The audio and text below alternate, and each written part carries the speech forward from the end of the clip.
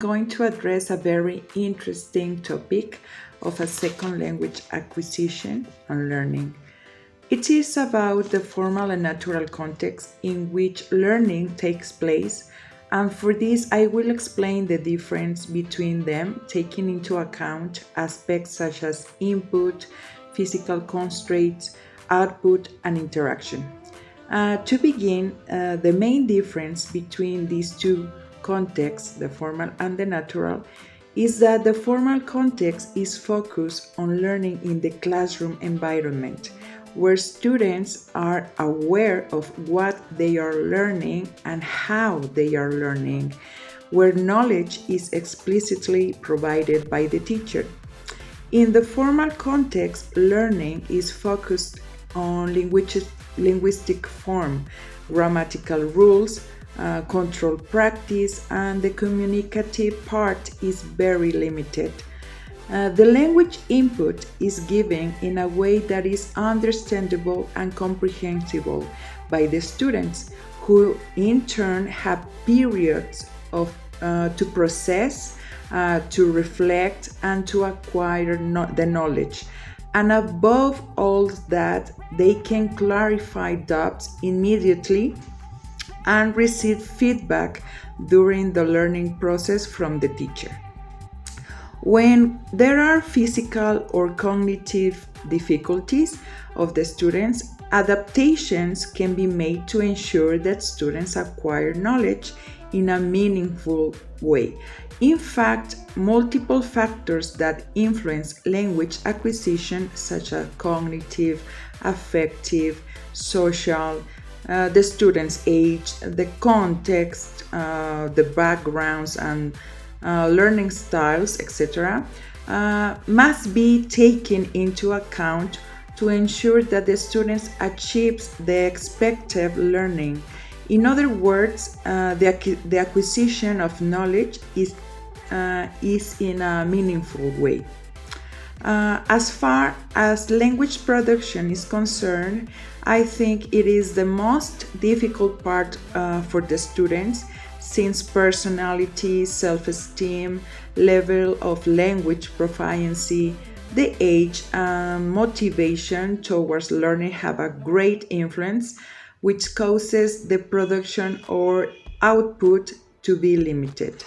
In general, within the classroom context, most of the time there is a teacher-student interaction, and when the purpose is to practice in a controlled way some language features or utterances, the students take the opportunity to work and interact with their classmates, imagining a reality, for example, a real situation. As Krashen notes, that is a second language is employed in a realistic way in the classroom instruction, it can tap into the advantages that the natural context offer and make learning and acquisition occur simultaneously. Obviously, it is impossible to reach a similar level to what could be achieved in a context where the learning is immersed in the language all the time, 24/7, interacting with native speakers. As Engeljan emphasized that the language produced in the classroom based on linguistic entities can rarely be linked to the communication that takes place outside. Consequently, the interaction in the classroom, the learning becomes familiar with the teacher's command of the language or with the input the teacher provides in the classroom. However, if the learning is motivated to learn the language, he or she may seek other means of learning, like practicing or listening to the language outside of the formal context. It's important to mention that interaction promotes successful learning. So, to reach this in the classroom context, we consider some main areas that are the teacher talk, which the purpose is to facilitate language acquisition, not communication, as well as the discourse. It must be meaningful. It means that language is contextualized, but there is no exchange of real information. Now, according to Seliger, in formal context, language becomes the objective of learning, not as an instrument for communication, as in the natural context.